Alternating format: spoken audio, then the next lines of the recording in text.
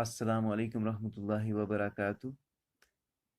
Wealth of knowledge corner में आपको खुश आमदीद कहता हूँ।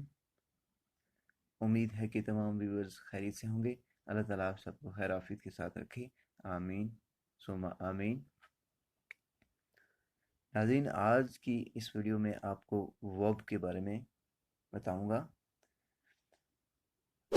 मज़ीद आगे बढ़ने से पहले अगर आप मेरे चैनल पर नए हैं तो मेरे चैनल को सब्सक्राइब करना ना भूलिएगा। तो बगैर कोई टाइम वेस्ट किए चलते हैं आज के टॉपिक की तरफ। Verb verb is a word that shows an action or a state. Example Gracia, work, sleep, think, clap, walk, etc. तो उम्मीद है कि मुझे आपको वीडियो अच्छी लगेगी। मिलते हैं एक और वीडियो के साथ, जब तक के लिए मुझे दीजिए इजाज़त। अल्लाह हाफिज़।